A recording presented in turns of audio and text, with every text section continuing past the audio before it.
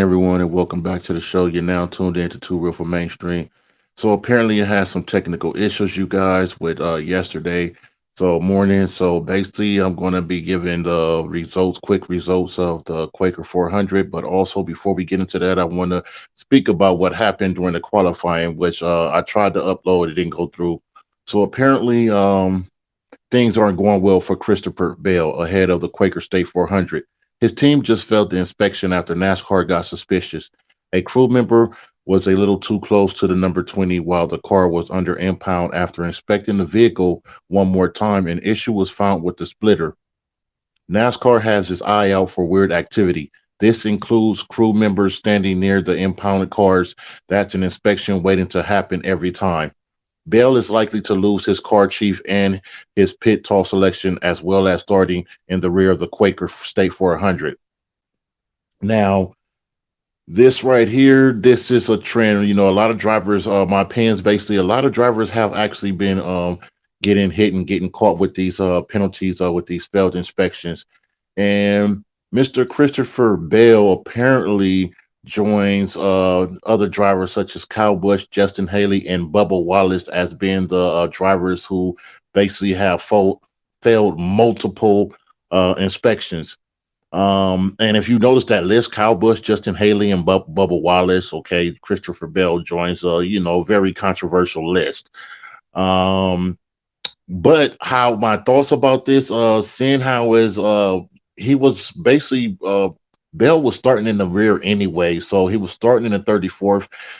So I mean, it wouldn't have made a he lost it basically. It wouldn't have really made a difference. He wasn't really at that much risk, so I guess the team was willing to take a risk anyway, seeing how he was already his pit spot was already 34. So I mean, they went ahead and took a risk, and they got caught with it. I mean, what more can you say? Uh, I know Bell has he basically he was frustrated. He expressed his frustration. They were struggling a little, all pretty much the whole race weekend with the qualifying and everything practicing. So I mean, things happen. So I mean, you just move on.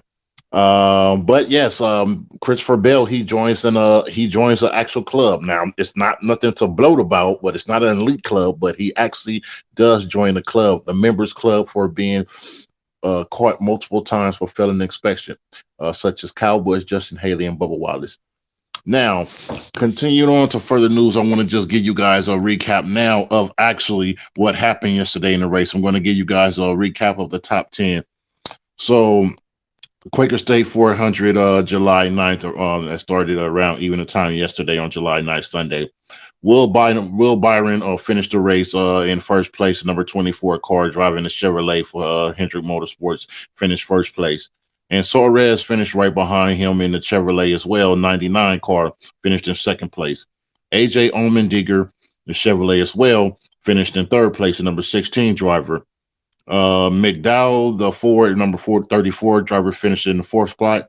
And the Chevrolet number 8 car, Kyle Busch, finished in the fifth spot. Brad Keselowski, the number 6 Ford car, finished in the sixth spot. JJ Yeley, the number 15 driver, the Fords, finished in the seventh spot. And Haley, the Chevrolet number 31 driver, finished in the eighth spot. And Art Blaney, the Ford number 12 driver, finished in the ninth spot.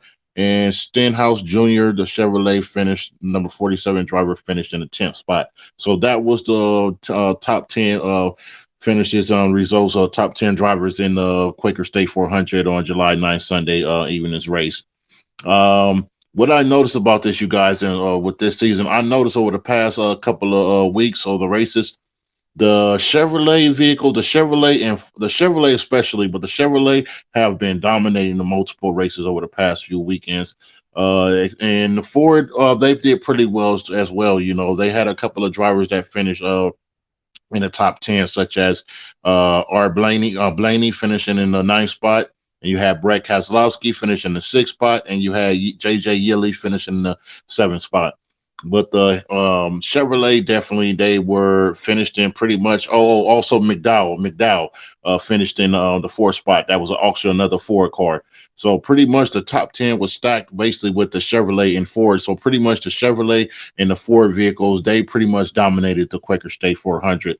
But that's all the news I have for you guys for the NASCAR news breaking update. So you guys make sure if you like NASCAR news and all these things like this, make sure you got check out the channel. Go ahead and subscribe to the channel so that way you could be up to date when new content drops pertaining specifically to NASCAR. If you like NASCAR content, we do other content on the channel. But if you're a NASCAR, like the NASCAR content that we do in news and reports, make sure you subscribe to the channel and ring that bell so you'll be up to date when we drop new content to the channel.